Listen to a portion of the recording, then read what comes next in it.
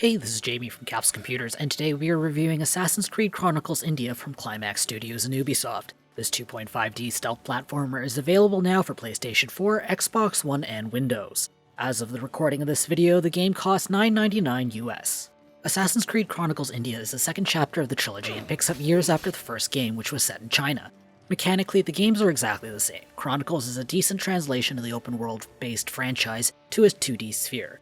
The controls are smooth for the most part, though the game does struggle a little with transitioning between hiding spots or climbing zones. The stealth mechanics are a pretty standard affair. Guards have vision cones and patrol in a predictable manner. The player has a new Helix ability in their arsenal, allowing them to stand still and cloak in plain sight. It is a helpful addition that can get players out of some sticky situations. On the flip side, the number of ammo resupply points are painfully low, forcing players to pick pocket guards for equipment. It puts players in a really awkward position of having to pick pocket guards and possibly expose themselves to the risk of losing style points. Unfortunately, the leveling system is still the same poorly thought out design as China.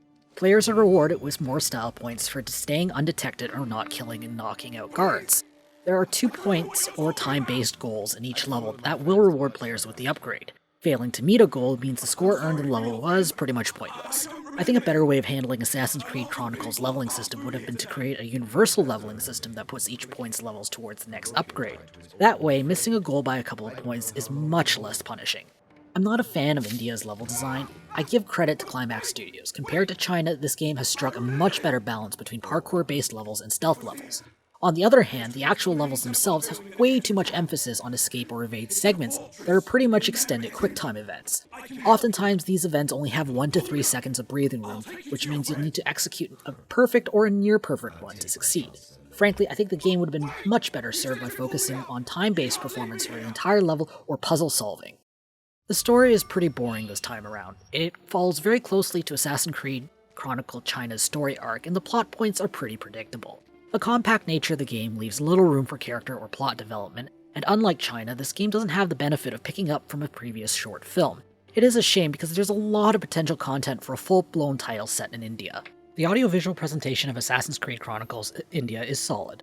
The visual design is bright and shows a lot of inspiration from Indian art.